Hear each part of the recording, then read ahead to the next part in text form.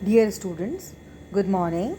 Today's topic is Ecological Adaptations of Plants, Part 1st. Myself, Dr. Pratima Srivastav, Associate Professor, Department of Botany, JDB Government Girls College, Kota. Students, ये topic BSc part 3 के paper 2 का बहुत important विषय है और पारिस्थितिक अनुकूलन या इकोलॉजिकल अडेप्टेशंस में हम पढ़ेंगे हाइड्रोफाइट्स के बारे में, ज़ेरोफाइट्स के बारे में, हेलोफाइट्स, हीलियोफाइट्स एंड सायोफाइट्स के बारे में। इस पर्टिकुलर विषय में हम सब जानते हैं कि पेड़ पौधे सामान्यतः पृथ्वी के विभिन्न भागों में पाए जाते हैं, लेकिन सभी भागों का पर्यावरण क्या एक सा होता है? नहीं। तो किसी विशेष क्षेत्र में पाई जाने वाली वनस्पति वहाँ के वातावरण के अनुकूल अपने आप को स्थापित करने का प्रयास करती है, जिसकी वजह से वातावरण के अनुरूप विशेष प्रकार के अनुकूलन लक्षण उत्पन्न होते हैं। तो किसी भी ऑर्गेनिज्म में कोई एक लक्षण जो उसको उस पर्टिकुलर एनवायरनमेंट के हिसाब से ढाल लेने के हिसाब से हो और उस कंडीशंस में, उस हैबिटेट की कंडीशंस में सरवाइव करने के लिए हो, पारिस्थितिक अनुकूलन कहलाता है। ये पर्यावरण की एडवर्स कंडीशंस जो होती हैं, प्रतिकूल परिस्थितियाँ जो होती हैं, उसको सहने के लिए ज़रूरी है। और वार्मिंग की अगर बात करें तो वार्मिंग ने प्लांट्स को वर्गीकृत किया on the basis of the nature of the substratum या सॉइल, मृदा, निम्न समूहों में। इसमें सबसे पहले हैं ऑक्सिलोफाइट्स। ये वे पादप हैं जो अम्लीय मृदा में पाए जाते हैं। They are the plants of acidic soil. Next है हेलोफाइट, जिनको हिंदी में हम कहते हैं लवणोद्भिद। These are plants of saline soil. Plants growing on the sand जो कहलाते हैं psammophytes. Plants growing on the surface of rocks, lithophytes.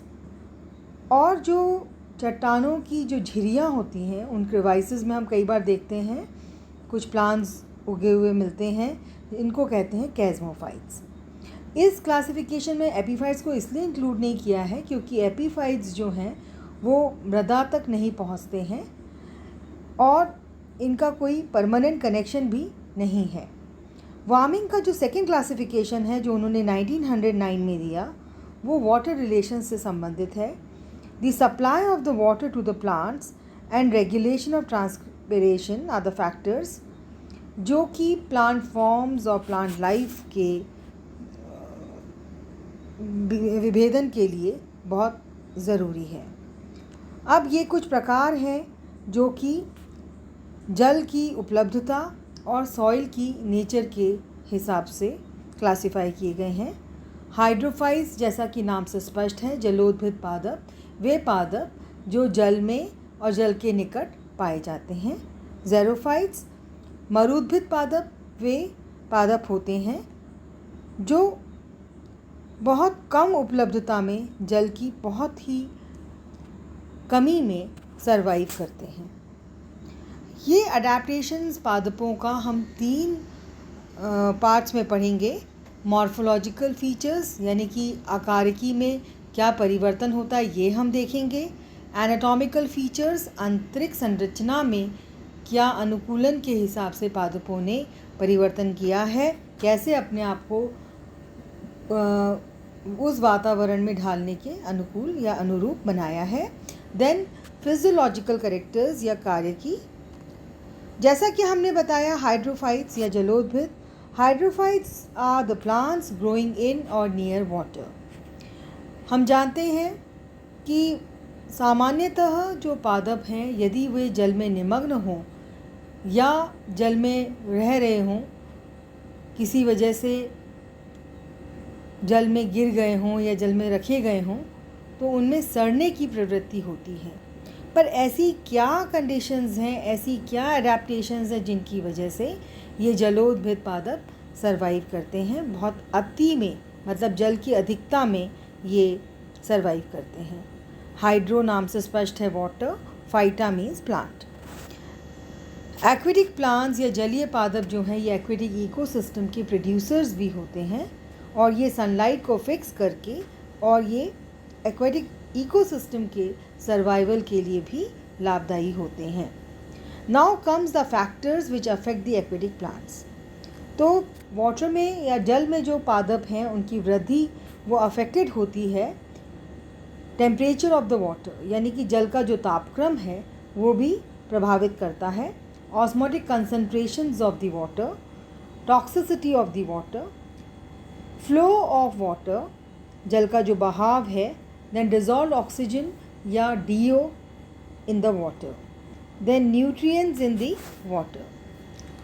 Adaptations की अगर हम बात करें हाइड्रोफाइट्स के, तो कुछ महत्वपूर्ण प्रकार हैं free floating hydrophytes, rooted hydrophytes with floating leaves, submerged floating hydrophytes, submerged hydrophytes but rooted, then rooted emergent और amphibious hydrophytes। यहाँ हमने 3 ही प्रकार बताए हैं। तो इसमें जो submerged hydrophytes हैं ये these are the plants which grow below the surface of water। ये वे पादप हैं जो जल की सतह के नीचे पाए जाते हैं। ये हवा के डायरेक्ट संपर्क में नहीं होते हैं, सीधे संपर्क में नहीं होते हैं। इनमें उदाहरण हैं रूटेड सबमर्ज्ड हाइड्रोफाइट्स, इसमें उदाहरण आते हैं वेलिस्नेरिया, हाइड्रिला, पोटेमोजेटॉन। फिर फ्लोटिंग सबमर्ज्ड हाइड्रोफाइट्स, इसमें उदाहरण है यूट्रिकुलेरिया, सेराटोफिलम। यहाँ आप देखिए कि ये है Vallisneria, this is hydrilla, then this is Potamogeton,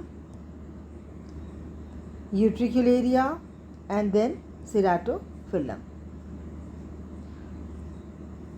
फिर आते हैं फ्लोटिंग हाइड्रोफाइट्स।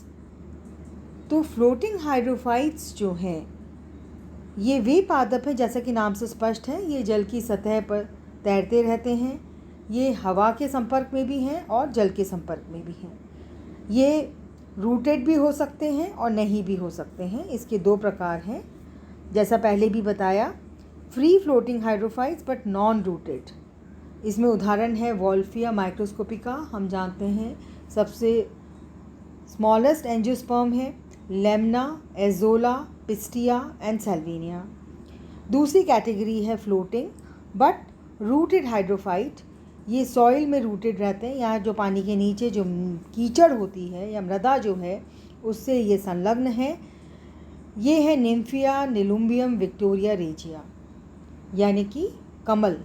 कमल जो है वो आपने देखा होगा, कीचड़ में कमल खिलता है, ये एक फ्रेज़ बहुत कॉमनली यूज़ होता है। तो what is Kamal? Kamal is rooted hydrophyte with floating leaves. यहाँ हम बात करें फ्री फ्लोटिंग हाइड्रोफाइट्स की, इसमें आप देखिए लेमना राउंडेड लीव्स के साथ, then Salvinia, then Azolla, Pistia and this is the smallest angiosperm Wolffia. ये फिर वही फ्लोटिंग रूटेड हाइड्रोफाइट्स जिसमें कि निम्फिया है, निलुम्बियम है और ये विक्टोरिया रेजिया है। Then let's talk about amphibious hydrophytes, जिनको रूटेड इमर्जेंट हाइड्रोफाइट्स भी कहते हैं। जैसे कि नाम से स्पष्ट है कि ये जो इनका जो अडेप्टेशन है, अनुकूलन है, वो दोनों तरह की लाइफ के हिसाब से है, जलीय और स्थलीय। ये उथले पानी में या मडी सॉइल में पाए जाते हैं, जैसे कि धान, Oryza sativa, Marsilea, Sagittaria. Most marsh plants, इनको मार्शी प्लांट्स भी कहते हैं, ये हवा में एक्सपोज्ड होते हैं पर इनकी जो रूट्स हैं वो कम्प्लीटली मृदा में या सॉइल में बरीड होती हैं, दबी हुई होती हैं। ये हैं साइप्रस और टाइफा। टाइफा को जिसको हम हाथी घास भी कहते हैं। यहाँ आप देखिए, this is Oryza sativa, Marsilea, 4 leaved Pteridophyta, then Typha which is the elephant grass, then Sagittaria. इसमें जो लीव्स हैं वो तीर नुमा दिखाई देती हैं। Then we come to the morphological adaptations. तो सबसे पहले हम बात करते हैं मूल की या रूट्स की। रूट्स जो हैं वो पुअरली डेवलप्ड हैं, रिड्यूस्ड हैं और एब्सेंट हैं। एक लेमार्क ने यूज़ और डिसयूज़ थ्योरी दी थी जिसके हिसाब से जो ऑर्गन काम में नहीं आता है वो या तो हिरासत हो जाता है और या फिर डेवलप नहीं होता है। तो इसमें क्योंकि प्लांट्स जो हैं, एक्वेटिक प्लांट्स जो हैं, इनका पूरा जो सरफेस है वो जल के संपर्क में है और ये जल से सीधे ही अवशोषित कर लेता है। The entire plant body absorbs water from the surface, from its plant surface. तो इसमें रूट्स की आवश्यकता नहीं है। तो इसी वजह से जो रूट्स हैं दे आर नॉट डेवलप्ड। और इसी का ठीक विरोधाभास आपको मिलेगा मरुद्भिदी पादप में, जिनमें की जो मूलें हैं वो बहुत दूर तक, बहुत गहराई तक, यहाँ तक कि 60 से 130 फीट तक वो मूलें जाती हैं। यहाँ रूट कैप्स एब्सेंट होते हैं। रूट पॉकेट्स या रूट शीथ प्रोटेक्शन के लिए डेवलप हो सकती है, जैसा हमें आइकॉर्निया में देखने को मिलेगा। फिर आती है बात स्टेम की। तो स्टेम बहुत ही डेलिकेट होती है क्योंकि इसमें मैकेनिकल टिश्यूज़ नहीं पाए जाते हैं और फ्लो ऑफ वाटर को रेजिस्ट करने के लिए ये स्टेम बहुत ही डेलिकेट है, जिसकी वजह से कई बार वो कट फट भी जाती है। यूजुअली ये ग्रीन कलर की है। Sometimes stem is modified into rhizome और रनर, और इसी वजह से ये वेजिटेटिव प्रोपोगेशन में काम आते हैं। लीव्स जो हैं इन फ्लोटिंग प्लांट्स, लीव्स जो हैं they are long, circular, green, thin and smooth. Upper surface जो है वो it is expose to air, lower surface touch water. Lotus में जो पिटियोल है वो इंडेफिनिट ग्रोथ दिखाता है और इतना मतलब उसमें वृद्धि हो जाती है पिटियोल में, और जो पत्तियां हैं वो फ्लोटिंग रहती हैं। Leaves of free floating hydrophytes, इनमें एक मोम की एक वैक्सी कोटिंग भी होती है। ये जो वैक्स कोटिंग है ये लीव्स को फिज़िकल और केमिकल डैमेज से बचाती हैं, इंजरी से बचाती हैं। कुछ हाइड्रोफिटिक प्लांट्स हैं जैसे रैननक्यूलस, लिम्नोफिला, इनमें हेट्रोफिली भी देखी जाती है, यानी कि दो प्रकार की लीव्स होती हैं। जो सबमर्ज्ड एक्वेटिक्स हैं, फ्री फ्लोटिंग एरियल लीव्स वाले, इनमें जो सबमर्ज्ड लीव्स हैं वो रेखीय हैं, रिबन जैसी होंगी, फाइनली डिसेक्टेड होंगी। लेकिन जो एयर के कंटैक्ट में लीव्स हैं, जिनको हम एरियल लीव्स कहते हैं, वो राउंडेड या लोब्ड होती हैं। ये जो प्लांट्स हैं ये मॉर्फोलॉजिकल अडेप्टेशंस दिखाते हैं on the basis of the depth of water. Then comes anatomical adaptations. Anatomical adaptations में जो 4 इसके मेन पॉइंट्स हैं। Reduction in protecting structures, increase in the aeration, मतलब ये इस प्रकार से आंतरिक संरचना में अनुकूलन होता है जिससे कि जो प्रोटेक्टिंग स्ट्रक्चर्स हैं उसमें हिरास हो जाता है या कमी होती है। एरेशन में वृद्धि होती है। रिडक्शन ऑफ सपोर्टिंग और मैकेनिकल टिश्यूज़ और रिडक्शन ऑफ वैस्कुलर टिश्यूज़, जैसा कि आप आगे हम इसमें डिस्कस करेंगे। तो प्रोटेक्टिंग स्ट्रक्चर्स की जहाँ बात आती है तो हमें पता है कि एपिडर्मिस के ऊपर एक क्यूटिकल नाम की परत होती है जो कि सबमर्ज्ड पार्ट्स में प्लांट्स के अनुपस्थित होती है। ये अगर प्रेजेंट है तो बहुत ही पतली झिल्ली के रूप में टाइफा में पाई जा सकती है। एपिडर्मिस इसमें प्रोटेक्टिंग लेयर नहीं है, ये बल्कि जल, जो मिनरल्स हैं, गैसेस हैं, उनको डायरेक्टली एक्वेटिक एनवायरनमेंट से एब्जॉर्ब करता है। और इनमें जो हाइपोडर्मिस है वो बहुत पुअरली डेवलप्ड होता है या अनुपस्थित होता है। बहुत extremely thin cellulose walls of epidermal cells facilitate the absorption process. जो एपिडर्मल सेल्स होते हैं उनमें क्लोरोप्लास्ट होते हैं जिसके द्वारा वो प्रकाश संश्लेषण की क्रिया करते हैं, स्पेशली जब लीव्स और स्टेम्स बहुत ही थिन हैं जैसे कि हाइड्रिला में।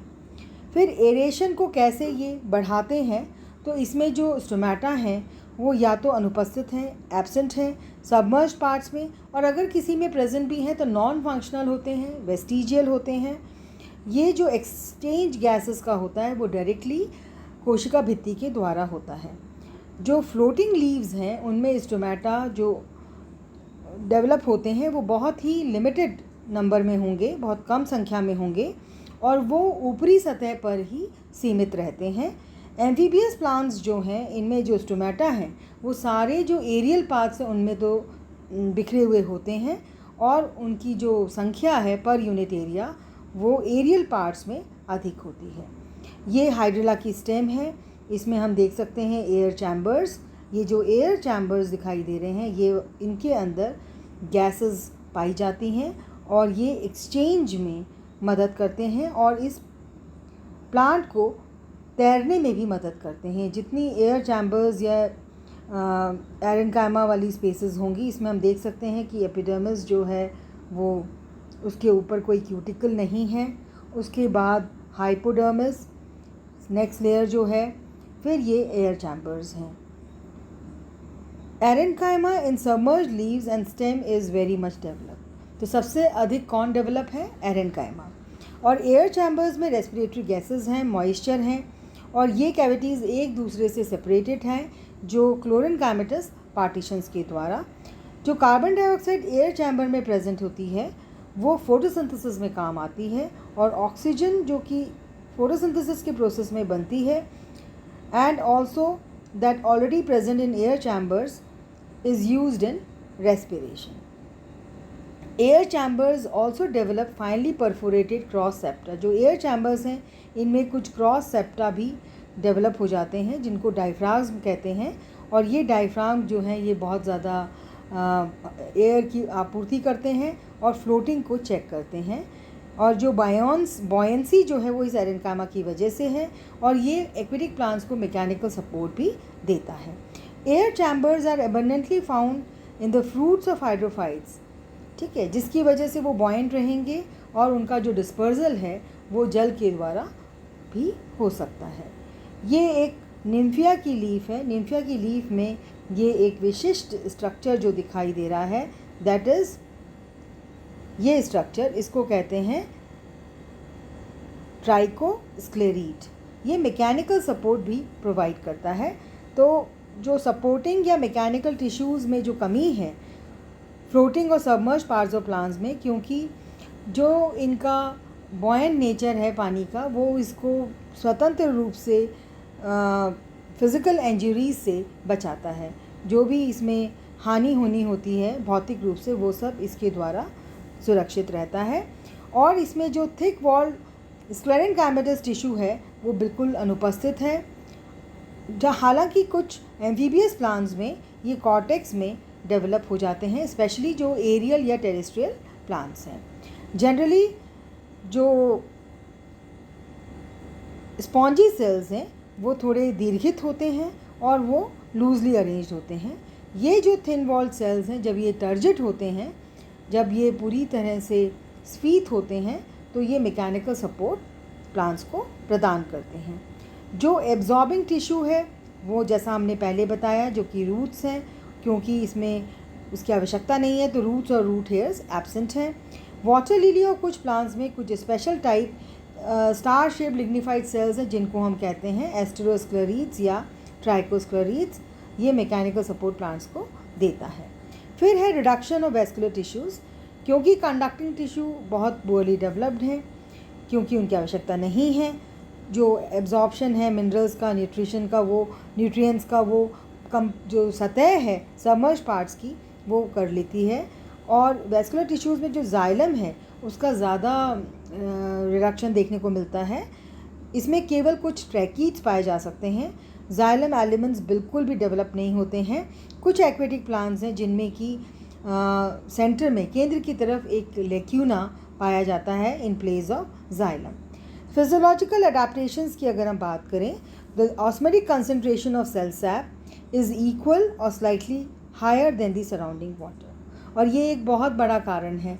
अगर ये ऑस्मोटिक कंसंट्रेशन में डिफरेंस हो जाए तो ये हो सकता है कि जो जल है, we all know osmosis is the transport of water, जहाँ पे इसकी हायर कंसंट्रेशन है वहाँ से लोअर कंसंट्रेशन की ओर।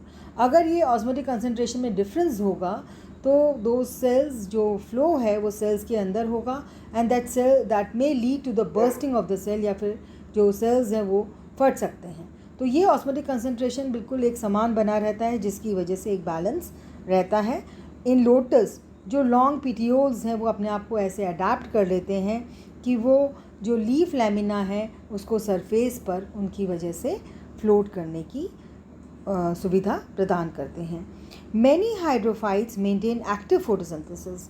इसमें हमने देखा कि स्टेम भी ग्रीन कलर की है, फिर एरेनकाइमा जहाँ पे है उसके साथ में क्लोरेनकाइमेटस सेल्स हैं। तो ये जो